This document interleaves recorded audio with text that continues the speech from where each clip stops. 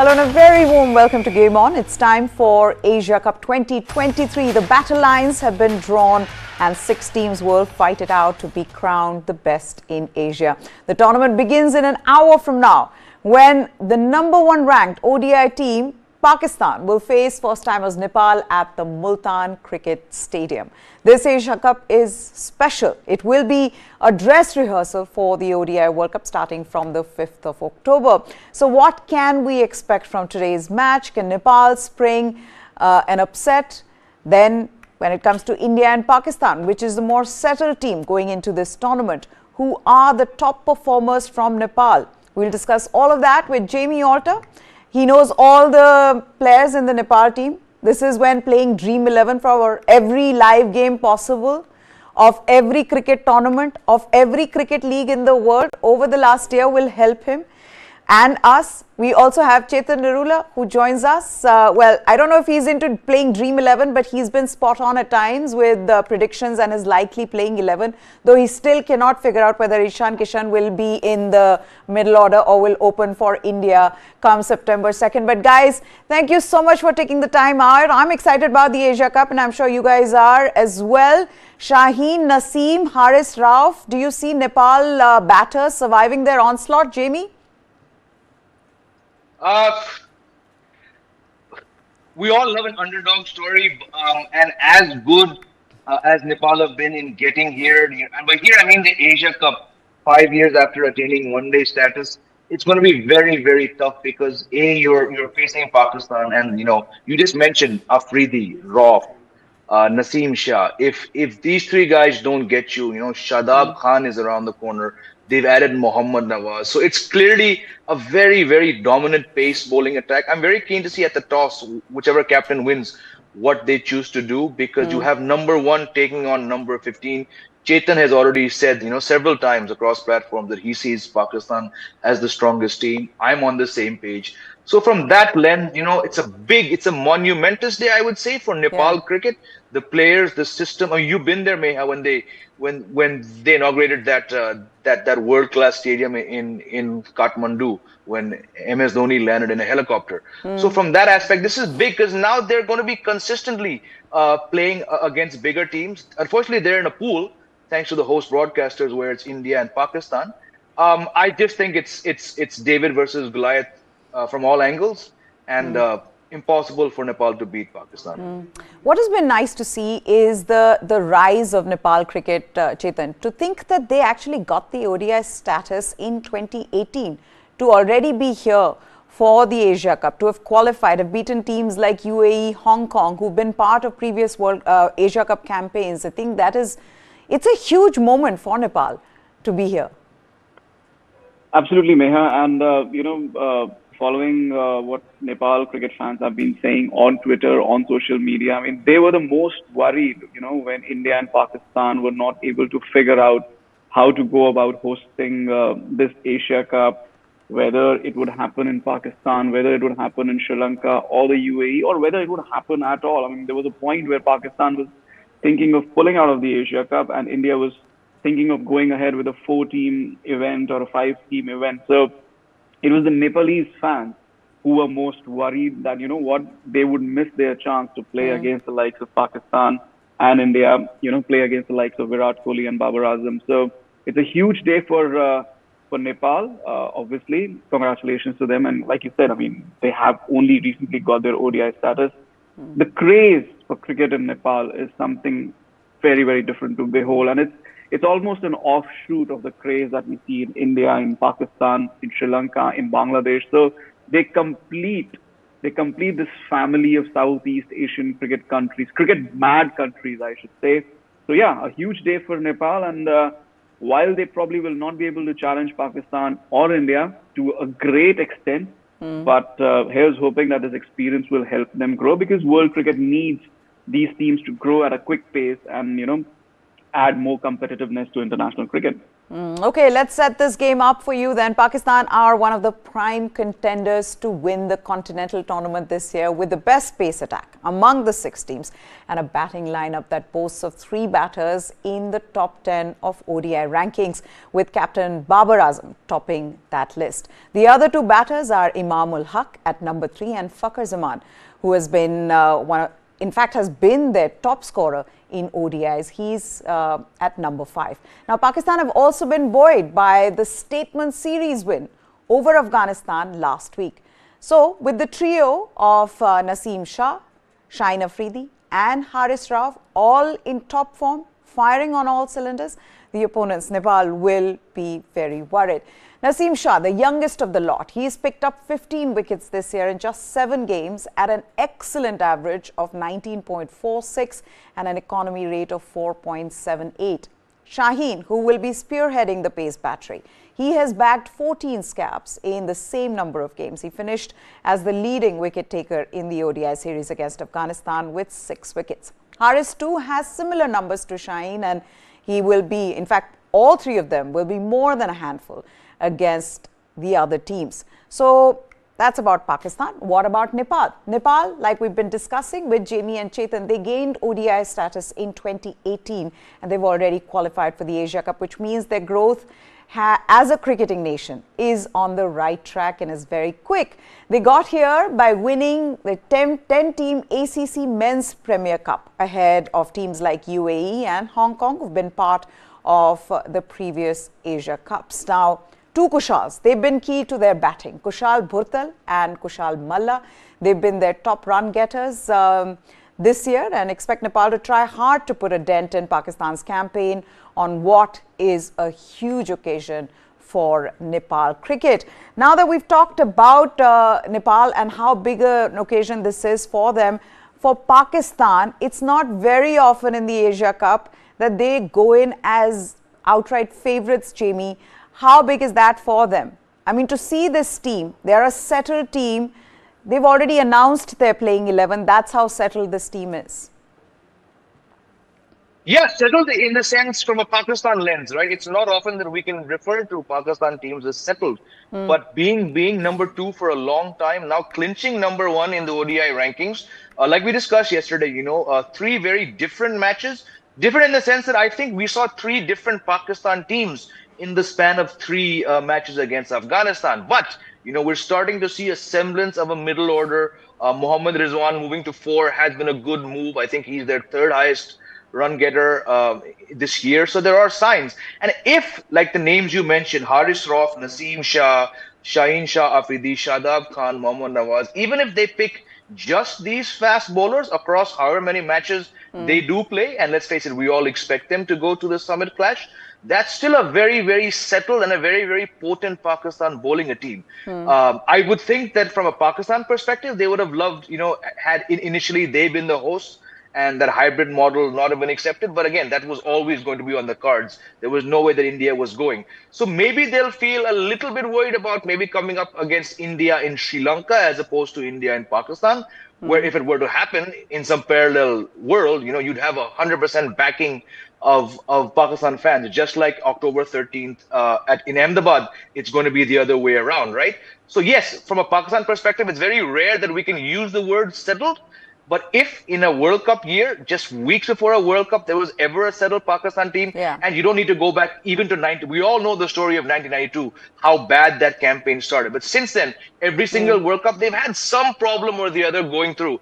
This time around, from their perspective, they don't have any such problem. So, like we've been saying, I mean, I can see the look on Chetan's face. This is a very, very dangerous Pakistan team this time. It is, and they look very good. They've already announced they're playing 11. They know exactly what they want from their team. They also have a problem of plenty in, the kind of options they had in their lower order. All-rounders, Shadab Khan, who's been good for them. What has been very surprising though, Chetan, is that Pakistan are an Asian powerhouse and they've only won the Asia Cup twice. And they've been there since the beginning. So it is surprising. And then on top of that, despite what the broadcasters may have been hoping for every time Asia Cup has been held, India, Pakistan have never been in a final of the Asia Cup. How do you see this and Pakistan's performance over the years in Asia Cup, and why it hasn't really been as good as one would have expected? Well, it's not surprising really, but obviously, first of all, we need to look at the number of times the tournament was held in the 80s and 90s. It was not as regular as it is now. Currently, it's almost a money minting machine at the moment, because apart from the Asia Cup and the ICC events, you don't really get to see India and Pakistan. So currently, it's a money minting machine. Earlier, it was once in 3 years or once in 4 years tournament. And at that time, obviously, India and Pakistan were the two strongest sides. And along with the other sides, they tended to take each other out. The formats were different. India and Pakistan, only one of them could reach the final because of taking points away from each other. Now the format is shaped in such a manner that it all points towards an India-Pakistan final, irrespective of the format, whether it's the T20 format or the ODI format. So it's been manufactured in that way, the format currently. And earlier it was not to be the same. And then obviously in the 90s, from the mid-90s or the early 90s onwards, Sri Lanka became a powerhouse of ODI cricket. I mean, the T20 Asia Cup did not start until the middle of the 2000s. Before that, it was always the ODI format that was played for the Asia Cup. So Sri Lanka was a major powerhouse during starting from the mid-90s towards, through the 2000s, 2007, 2010, they were a major powerhouse. And they would also obviously take care of India or Pakistan on the way to the final. So we see quite a few Sri Lanka victories during those 10 to 15 years or 10 to 12 years of the Asia Cup. So there's your reason. But yes, having been, one of the founding members of the Asian Cricket Council, and being part of the tournament. I mean, obviously, they were a powerhouse from the 1980s onwards. So it's surprising that CS Pakistan has only won it twice. So maybe a third time is on the cards. Like Jamie said, and like I've said before, I think they are the favorites to start the tournament. Let's also talk about Sri Lanka. Jamie, another big blow for them. They were already a team that didn't have two of their top pace bowlers. Now, Wanindu Hasaranga also being out, their highest wicket taker this year. We know the kind of impact that he can have on the opposition. How big a blow is that for Sri Lanka? And does this really now mean that Sri Lanka's chances are all but over? Yeah, look, like we discussed yesterday, the news was just coming in, I think, around the time that we started yesterday's show here, that Hasaranga had been withdrawn, keeping in mind the World Cup. And that's a massive blow, because it was only in the World Cup qualifiers recently when he got his first 5-wicket haul, he was so dominant. Of course, weaker playing field over there in Zimbabwe, but he's one of those players which he's unreplaceable. Lahiru Kumara has not been regular in one days. He's still a very good bowler. He could perhaps be replaced. I think Dushmantha Chamira is not replaceable, and Wanindu Hasaranga is definitely not replaceable. That's not to say that they have no chance. They're still playing a lot of their matches at home. They have a good team, but it's just what losing Dushmantha Chamira and then Wanindu Hasaranga. Because Hasaranga is the ultimate package. He gets you wickets. He can bat. Even if he's facing 9-10 balls, in those 9-10 balls, he could put 25 runs on the board. And then he's a gun fielder. So when you lose a player of that caliber, no matter who you still have in the squad, and just a cursory glance, Meha, at their squad, there's still a lot of match winners. Your Nisankas, your Mendeses, the captain, what's his name? I blank now. Anyways, whatever his name was, he's also Dasun Chanaka. Sorry, I was trying to rhyme it with the other. These names are always rhyming in my head. Dasun Chanaka. These are match winners. We saw them last year in the Asia Cup, how they stood up, right? But to consistently do it when you've been depleted so badly, and look at that pool, right? We've discussed this before. Two slippery customers in Bangladesh and in Afghanistan. Both teams have had your number now and then.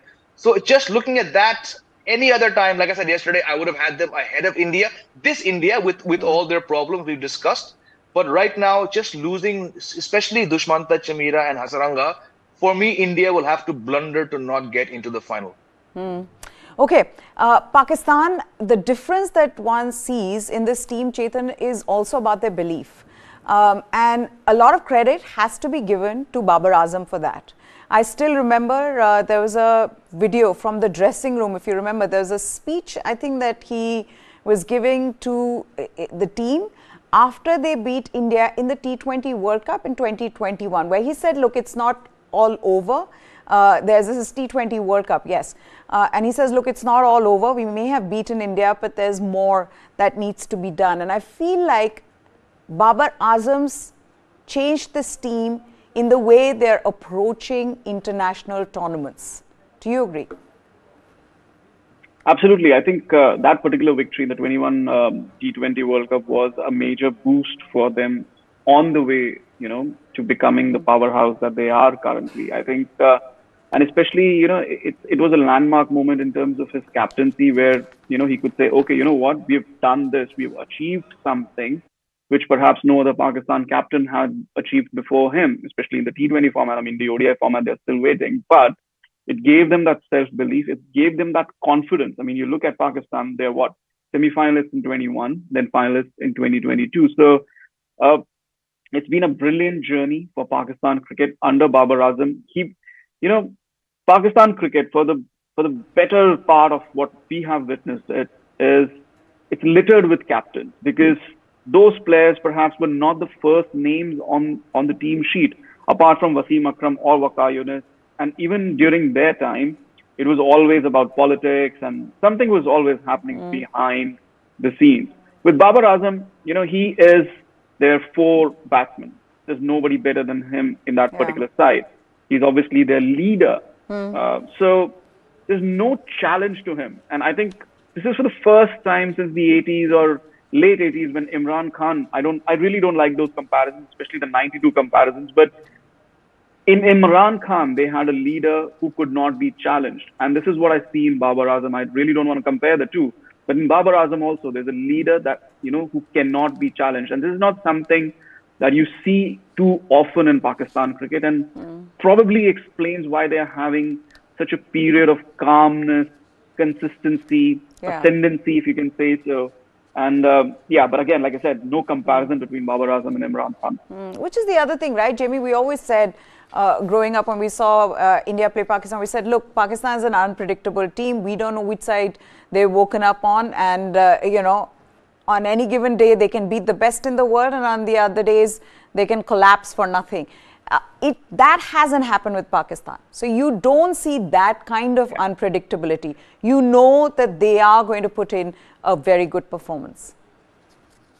Yeah, I mean, just as Chetan was talking, I was quickly trying to recollect, when was the last time we saw any of those farcical, comical, 2 batsmen at one end, Pakistan needing 80 with 9 wickets left, in some Sharjah match, This was, I wouldn't say it's common, but it was very natural. There were times when, I'm talking about 2009, 10, where I'd be watching a match or, I'd be like, Arey, until it's 4 runs required with 8 wickets left, I'm not going to say anything. And we'd see it. But I think you're right. Again, I don't have all the scorecards, on the top of my head right now. But there is a certain stability that Babar Azam being captain has brought, I remember the time, and I think Wasim Akram also mentioned this in his book, that across 7 years, there were like 11 different captains, right? And of those, he was made captain 3 times. So before Imran, post Imran, for a long time, there was that. And yes, politics, like Chetan says, politics had a big role to do with it, But there just doesn't seem to be that level of insecurity, backbiting, indecisiveness in this Pakistan team led by Babar Azam.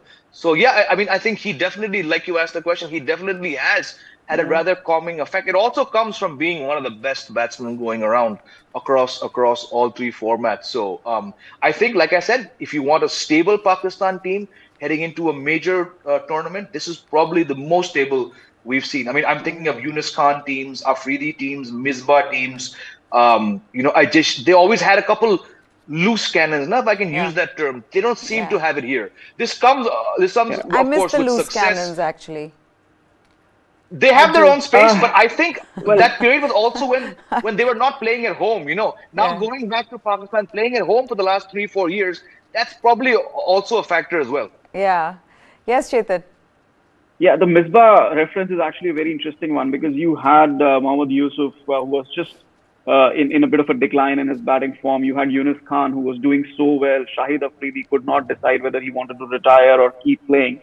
And then you had Misbah-ul-Haq, who brought that calming influence on their dressing room. But for some reason, the Pakistan media and the fans never really liked Misbah-ul Haq. For some reason, he was just not, they were just not warming up to him for the longest period. And perhaps it was because he was not the best batsman in the side, which is, again, you look at it, all these factors have come down and found a common thread in Babar Azam. He has that calming effect. He's the best batsman in the side. You can't, and obviously there are no other big, you know, personalities dividing opinions really in that particular dressing room. So it's all come together at the right time for Babar Azam, and which is why I think even from compared to that recent era, this seems like a much more calm Pakistan cricket environment, if actually that is a phrase that can be used for them. Which then leads me to the next question, Jamie. How difficult will it be for India? Because I feel like with the Indian team, top players coming back from injury, not knowing, with KL Rahul not being around for that first game, it will not be easy for India, right? Pakistan would have played one game here. Pakistan know what their team is. Pakistan know what to expect. They've just played in Sri Lanka as well. It is not going to be easy, and yeah, they are right now looking like a team that is in better space than India is. Yeah, again, I'm just trying to think very, very quickly.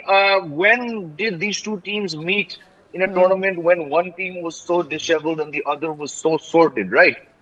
I don't think India ever went into any tournament in recent memory as sorted as Pakistan are. Pakistan have clearly always had problems. But even then, there's always been something or the other leading up, with both teams, maybe not on an even keel, but enough to say it's not so obvious. And again, I see events. We know that until 2021, in any World Cup, they've not been beaten. And then Shaheen Afridi bowled that outstanding spell. But right now, I mean, it's so obvious, India. We do shows every day talking about what's holding India back. I think had injuries to Bumrah, Iyer and Rahul not happened and they played consistently over the last 11 months. I'm saying 11 months because that's when the real problem started with Bumrah. Of course, Rahul and Shreyas have not been out for that long. But had that team played the way I hoped an Indian team, again, the MS Dhoni reference I go back to, had they played the last 11 months the way they should have played, then I would have said, India would still be able to perhaps boss Pakistan in this match. But India, I mean, the statements we discussed yesterday coming from Rahul Dravid, it just does not paint a picture of a team anywhere near stability. But stranger things have happened on a cricket field. You never know. But right now, definitely Pakistan the favorites, not just for September 2nd and for today in Multan against Nepal, but every single match they play, just for that stability factor which you raised, I think it's going to be much, much easier for them than for India. Because I was having this conversation on the sports desk and we were talking about KL Rahul's availability, right? Because that is the main point these days that we've all been discussing, Chetan. And the thing is, the ifs and buts are too many with Indian cricket at the moment. And that's why I think that is a huge problem. And it shouldn't be this way before Asia Cup, just as we are trying to figure out what India should do for the World Cup. I mean, this is really the last moments for them. They need to have figured out the team, right? Because the one if and but that I was talking about was, okay, so KL Rahul doesn't play the first two games of the Asia Cup, which means that he wouldn't have played any games before India are to announce their squad for the World Cup, right? Now he gets fit and he plays the Asia Cup and does not do well in the Asia Cup. What happens then? Well, Meha, not a day goes by when I don't think about KL Rahul and his availability or don't discuss it. I mean, I don't think of my personal life, of my leisure activities or my bank balance as much as I think about KL Rahul nowadays. He is at the center of my attention every day. I sleep, drink, eat. I think about KL Rahul all the time. That's what Rahul Dravid and Rohit Sharma have done to me. Look, there's no doubt in my mind that KL Rahul, as long as he's physically fit, it doesn't matter how many games he's played, how many runs he's scored, he will be part of that World Cup squad. He is definitely India's number one wicketkeeper. If he can stand on two legs and catch the ball, he will be India's number one wicketkeeper in the World Cup. Obviously, by September 27th, you can change players. And then obviously during the World Cup also, you can change players on basis of injury and bring in replacements. So they are going to roll the dice. There is no doubt about that. I mean, all the talk of experimentation, if you can call it that, all the thought of haphazard selections, not giving proper opportunities. The fact that Sanju Samson is our second choice wicketkeeper, I mean, I don't know whether to laugh or cry about that. And the fact that you don't have any other options, it all comes down to really poor planning. And which is why I have the confidence that KL Rahul will be part of the World Cup squad, come what may. They believe he'll be fit in time. Whether he gets actual playing time under his belt, that is something that remains to be seen. So, Jamie was mentioning, if I could just add, Jamie was mentioning the last time Pakistan was settled and India perhaps not so much settled. 2007, under Bob Woolmer and Inzamam ul Haq, Pakistan had a great run into the 2007 World Cup. India also had a decent run into the 2007 World Cup, where their experimentation seemingly was working. But by the time, those 2 months before the West Indies tournament came around, India was all over the place. Irfan Pathan got injured, etc., etc. Saurav Ganguly coming back. Pakistan were looking really settled. What did they do? They went and lost to Ireland. Whatever happened with late Bob Woolmer happened. Yes. And then it just became a circus, bigger than India getting knocked out of the ODI World Cup. So for all their consistency and everything, they messed up in 2007. So that was a point of comparison. But yes, coming back to the point, KL Rahul in the World Cup squad, if he's fit, walking on two legs, able to catch the ball, he will be in that World Cup squad.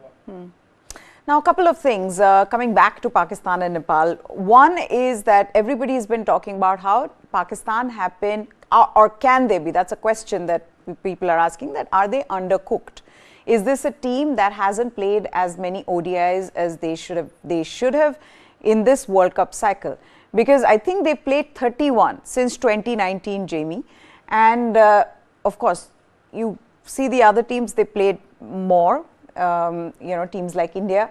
But there's also Nepal who've played, and I know that they've not played, higher quality opposition or full members, but they played 51 ODIs. I'm just putting up a graphic of the top scorers in ODIs this year, in which there are 3 players from there you go. So Shubman Gill is the top scorer. I think Shubman Gill is the top scorer among all the teams that are playing this Asia Cup, the full members, right? So that's Shubman Gill, 12 matches, 750 runs, striking at 109. His highest, of course, we all remember, 208. There is Pathum Nissanka from Sri Lanka. He has been their highest run getter. So 686, strike rate of 88. There is, of course, I think there'll be Babar Azam. There'll also be Fakhar Zaman. Fakhar Zaman's also an interesting one and has a similar sort of a run of form this year, Jamie and Chetan, because he started off well, just like Shubman Gill. Started off really well, but has trailed off since then. Hasn't been able to score as many runs, but look at that. Against New Zealand at the beginning of the year, 300s is what I think it scored. Then there is Kushal Bhurtal. He has scored 544 runs. Kushal Malla, he's scored 541 runs. Of course, they've not played the quality teams. That's just the way it is. But so these are the top ODI run getters in 2023 who are participating in this Asia Cup. There is then Babar Azam, 538 in 11 matches. Highest 107, striking at 81. So just coming back to Pakistan, this whole idea that they are undercooked, is that really something that will worry them at all? Because I mean they seem to have been okay in the matches that they've played. They've just won against Afghanistan. Is that something that'll worry them? See, look, if you talk about undercooked, right? India's played one more ODI than them. India have played 12 ODIs. Pakistan have played 11. Sri Lanka, I don't know their numbers, but they probably played more. That's only because they had to go and play the qualifiers, right? So again, you just had some stats up. Yes, the runs have all come from Pakistan's top 4, but they seem pretty evenly divided. I think Babar had 538, somebody had, I don't know, 400 and all, right? Yeah. Compared to India, Shubman Gill, runaway leader with like 700 plus. Then the next one is like Rohit at like 420, right? And then nobody else even has, I think, 350. So I don't know. I mean, if you're using it to compare India, India are definitely more undercooked because, yes, they played 12 ODIs, but in that, it's been so different. Two of them have been at home. They were hammered by Australia. They almost lost to West Indies. So it's a tricky one. I think the fact that Pakistan have just played 3 matches in Sri Lanka probably erased most of the talk about being undercooked because it's played in the same conditions where they'll be playing. India have had IPL, they've had BGT, they've had Ireland, they had a month's gap. So I don't know. Probably India to me seems somewhat more undercooked mentally and physically. What are Pakistan's weaknesses? We've discussed their strength, of course, pace being their biggest strength, and the top 3, top 4. What about their weaknesses, Chetan?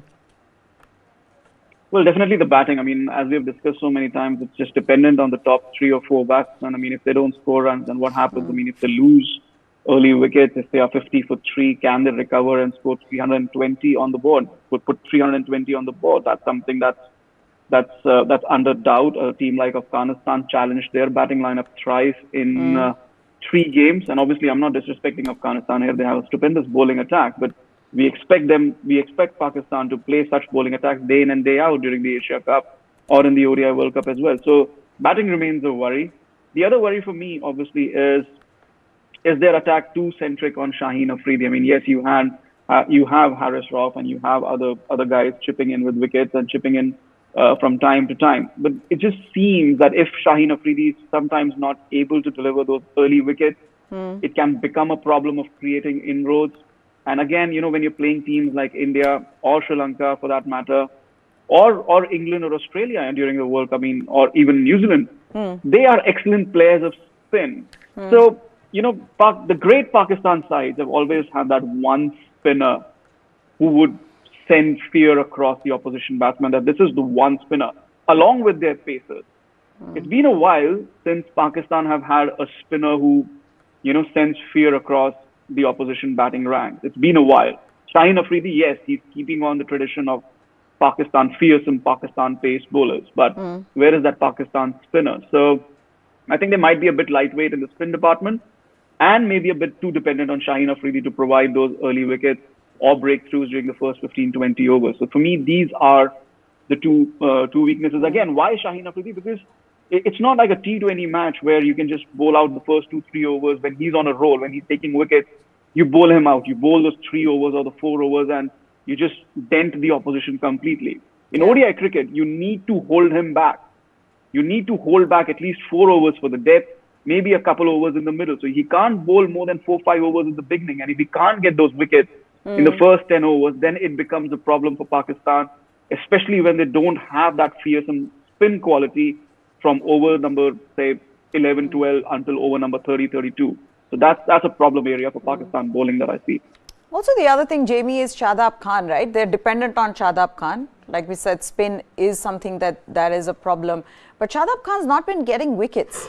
I was looking at his stats as well, and I think in the 6 matches he's played or 5 matches he's played, he's got 6 wickets. So clearly, if Babar Azam is looking at Shadab Khan to provide him breakthroughs in the middle overs, he's not being able to do that. How big a challenge would that be for Pakistan? Yeah, I mean, look, if your premier white ball spinner is not getting wickets, then yes, something is clearly not adding up. That's probably why they've named Mohammad Nawaz. But I was just a couple days ago, I was going through the scorecards, because we're talking about the Afghanistan series, right? Just like Chetan just mentioned, right? If Shaheen Afridi does not get the starts, I think in the second match, Afghanistan, after being bowled out for 59, I think the openers put on. It was over 200. I don't know exactly what it was. It must have been 240. I don't know what it was, right? So that shows if Shaheen Afridi is not working on whatever the wicket is. Obviously, when Afghanistan openers put on 240 odd for no loss, the wicket doesn't have much in it, right? And in that match, I think he ended up with 2 for 50 odd, Shaheen Afridi, because like Chetan said, they held him back. But Shadab went wicketless there. But that's the match when all the drama, the monketing, they won that match by 1 wicket. Who was man of the match? it was Shadab, the same Shadab who went wicketless. Imamul Haq, or one of the openers, got a 90 odd. This guy got 48 of 35, and he was man of the match, right? So he might not be getting wickets, but look at the value that he offered. Like I think after Babar Azam and probably Shaheen, he's probably the third player who's undroppable no matter what kind of wicket-taking form he brings into. So it's that X factor that Shadab has, which we saw last year in the World Cup. Didn't get a lot of wickets, but he just has that something about him. He's a player I'm sure many other teams would love to have. So yes, stats wise, like you just informed us, even I wasn't aware how poor he's been. He's not operating at top wicket taking form, but just being around, you never know what he can do. And I think that 48 he got off 30 something balls, which trumped 50s by Babar and 90 odd by I think it was Imam or Fakhr, one of the openers. That just shows how important Shadab Khan is. Okay, now coming back to the Indian team, they've arrived in Sri Lanka. They left at 11:30 Indian Standard Time. They're now in Sri Lanka. What to expect from this team? We already know that KL Rahul did not travel with the team. He is currently at the National Cricket Academy in Bengaluru. He is recovering from a niggle. And the Indian team coach has already said, Rahul Dravid has already told us that he is not going to be available for the first 2 games of the Asia Cup, which means that KL Rahul will miss the big game against Pakistan and then the next match against Nepal. Then the big question then is that who will replace KL Rahul? That's what we've been discussing over last couple of days, but we've still not come to a conclusion. Let's put that question to Jamie and Chetan, if they've changed their mind at all. Yesterday, both of them agreed that Ishan Kishan should be in that squad, but in that playing 11, but should be playing at number 5 and not as an opener and not have someone like a Shubman Gill come down. Have they changed their mind at all? And what to expect from the first game? Like I asked Jamie as well, Chetan, that this is not going to be easy for India. Pakistan would have played 1 game already today, but India's first game is against Pakistan. We know, the pressure is going to be on them. How big a challenge would that be? And would you still say that Ishan Kishan at number 5 is their best option in the absence of KL Rahul? I said Ishan Kishan at number 6. Okay, you said not Ishan even at Kishan. number 5. Yes, you wanted No, Hardik Pandya up. Yeah, I haven't changed my mind. Ishan Kishan has to bat at number 6. You don't want to spoil the batting lineup. If KL Rahul would be available, he would be batting at number 5 and not Hardik Pandya. But I think if batting in the middle order, Ishan Kishan, it suits Ishan Kishan if he bats as low as possible, because then he's not coming in to rebuild the innings unless India is 100 for 4. He's only coming to take advantage of the last 10 to 12 overs, and I think that will suit his game more than anything. For me, he should bat at number 6. He'll probably not bat at number 6 because they would want to put in a left-hander at number 5. But definitely, he should not be opening the innings, especially because if they're keeping the place warm for KL Rahul. Otherwise, you're sending a very, very wrong signal to Shubman Gill, who's already not scoring too many runs. But if you drop him now and say, okay, you know what, Ishan Kishan will open the innings and he'll open the innings and he'll also keep wickets and we'll also bring in Surya Kumar Yadav. That's the only other option, to bring in Surya Kumar Yadav at number 6 and drop Shubman Gill altogether. So for me, that is just a confidence killer for somebody like Shubman Gill. So for me, Ishan Kishan has to keep wickets and bat lower down the middle order. Shubman Gill to continue opening the innings. They have to go in with their first choice plan and not disrupt that. As for the game on Saturday, Pakistan are playing in Multan, so they'll have a travel day tomorrow. Yeah. I think that probably benefits India a bit because they will be in a bit of a momentum, having had that camp, having 2 days of practice ahead of the game. So maybe that just might help. But again, these two countries, whenever they play, whenever these two teams play, all these equations just go out of the window. Whether somebody's played Nepal and won, it's like a glorified warm-up game. Assuming Pakistan beats Nepal, of course, I'm assuming there are no surprises. So it's just a run-of-the-mill glorified warm-up game. So whenever these two teams play, and after such a long time with so much at stake, everything goes out of the window. So for me, it's going to be very, very intriguing, very, very interesting. Again, like I said, probably Pakistan will have the higher hand because they'll have a settled playing 11. and India will still be facing question marks about their batting lineup, probably about the composition of their bowling as well. So probably Pakistan will start favourites. Though this is just something that came to my mind, Jamie, is India has often spoken about, Indian team management has often spoken about that left-hander in their top 3, in their top 4. To have Shaheen Shah Afridi against Rohit Sharma and Shubman Gill, would India, just something that I would think they might look to try, to have Ishan Kishan, a left-hander there to disrupt his plans? Is that something that they might look to do? They might. With this Indian team, like we discussed, nothing is out of the realm of improbability, impossibility. But for very obvious reasons, I would not, like I said yesterday, and we've all discussed this, I would not disrupt what's working for you. You know, Rohit Sharma, speaking about wanting to get back to the kind of batting form he had 2019.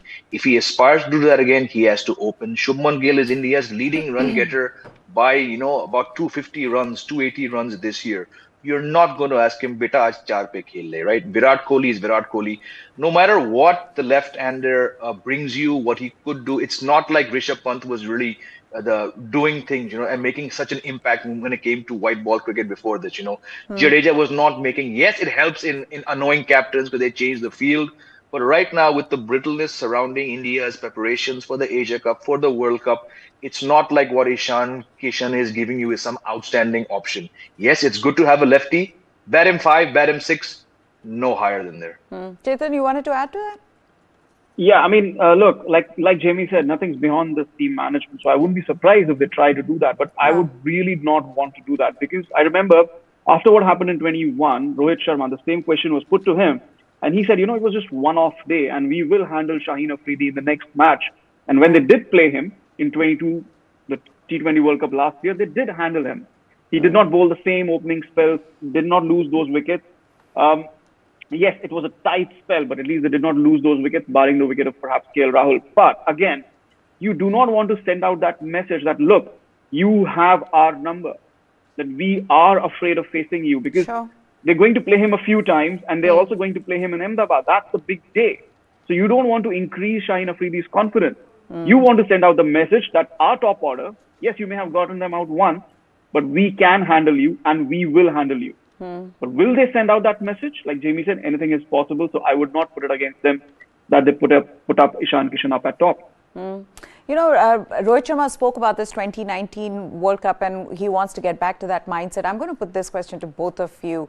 Do you see him getting back to that kind of form again? Jamie? I do, because look, he wasn't the Rohit Sharma of 2019 in those matches he played at the start of the year at home. And I'm saying home because that's where the big tournament is going to be played, right? He might struggle in the Asia Cup, who knows? But I think the fact that, he's, like we discussed yesterday, he's got that fire in him to prove the 2011 he should not have been dropped. He bats very well at home. His struggles most of the time come overseas. And often with Rohit Sharma, it's a cliche, but the struggles often seem to be within himself, right? I think in the Asia Cup, he might do decently well, but it would not surprise me if he ends up with, 450, 475 runs at the World Cup, just because he's so good when it comes to playing in India. Chetan? For me, if India has to win the World Cup, he has to be our leading batsman. I mean, he has been the leading ODI batsman for India in ICC events for a long while now, since 2013. So no reason to suspect that he would not do anything different. But again, last time 600s or 500s were not enough for India to win. So it's not just an individual thing. So it's always going to be a team effort. Now he's the captain. He's the one who's masterminding that team effort. Will that allow him to concentrate? There's going to be so much pressure. There's going to be just so much expectation. I've said it before, playing a World Cup in India, at home, is a totally different beast altogether. 3 captains have done it in the past. MS Dhoni, Mohammad Azharuddin and Kapil Dev. Rohit Sharma joins a very, very select list. How he will be able to handle that pressure, he doesn't take pressure. That's one good thing about him. So it just remains to be seen. Like I said, if India need to win this World Cup, it'll have to be Rohit Sharma who leads the way. Okay, now coming back to the match. Today, Pakistan have won the toss. They've opted to bat. Babar Azam says the pitch looks very dry and shiny. No reason to name the 11 earlier. We wanted to give confidence to our team. To be honest, being the top-ranked team brings a good kind of pressure. We'll try to enjoy and do our best. I feel like this probably is their best chance to not just win the Asia Cup, but possibly the World Cup. Okay. There is also Rohit Patel, captain of the Nepal team. He says everyone's very happy. It's our first game in the Asia Cup. Everyone in Nepal is really excited for this game. Most of the things here are very similar to Nepal. Looks like a beautiful wicket to bat on. 10 matches have been played here. 5 have been won by team batting first and 5 fielding. That's it then from us. Chetan Narula and Jamie Alter. As always, pleasure to have you guys. We wrap this up. News 9 Live is what you need to subscribe to for all the latest. For now, goodbye. Thanks for watching.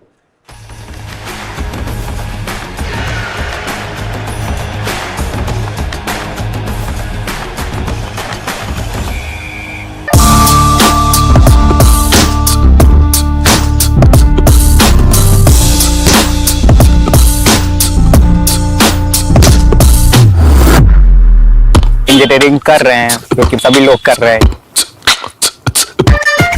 Coaching is now starting from grade 3, 4, 5, 6. Kota जाने वाली बीच राह में आधे test देके हैं selection की चाह में ऑल इंडिया का बच्चा कोटा जाता है This rat race is for rats, not for humans. So why should we even be a part of it? The Rat Race. This and more streaming on world's first news OTT, News 9 Plus. Download now.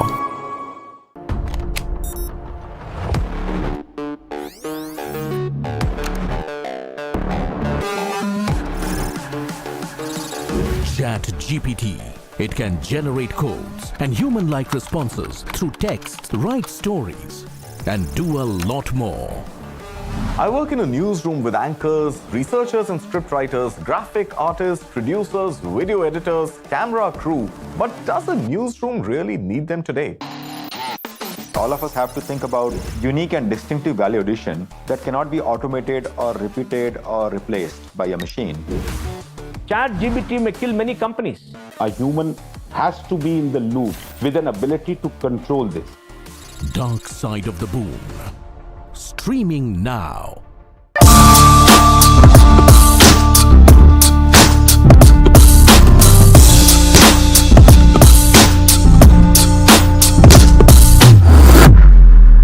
Engineering कर रहे हैं क्योंकि सभी लोग कर रहे हैं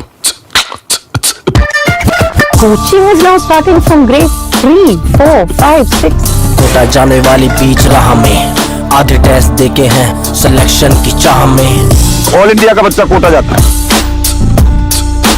This rat race is for rats, not for humans. So why should we even be a part of it? The Rat Race. This and more streaming on world's first news OTT, News 9 Plus. Download now.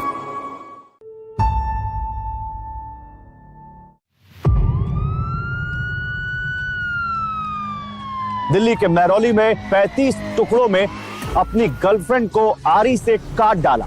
Polythene में लाश के टुकड़े होते थे। Police की team तलाशी अभियान चला रही है। I was quite shocked. It was just unthinkable. I think it was just monstrous. It was beastly and abominable. From the word go, it seems until today that this gentleman is a textbook example of antisocial personality disorder or psychopathic personality. It's a very, very heinous crime. It's a very, very gruesome murder. Only it can be performed only by a butcher.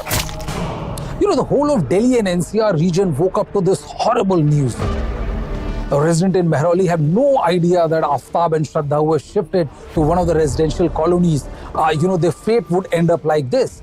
When the news started filtering in about how Aftab butchered Shraddha and cut her into 35 pieces, everybody was stunned. This was the terrible end of a toxic relationship that went horribly wrong. These people, Shraddha and Aftab, had left their families to be together. Now in Delhi, there was trouble in paradise. Shraddha wanted marriage, while Aftab was reluctant. Matters came to a head with a massive showdown. Gripped with rage, Aftab strangulated Shraddha. Aftab was an avid fan of the television crime drama Dexter. The protagonist of the show, Morgan Dexter, a serial killer, would now provide him with inspiration. Aftab cut Shraddha's body into 35 parts and put them in a freezer. Like Dexter, he wrapped them tightly in polythene bags. Carrying them in a backpack, he would venture out at 2 a.m. in the night in Chhatarpur Pahadi, and then in the jungles of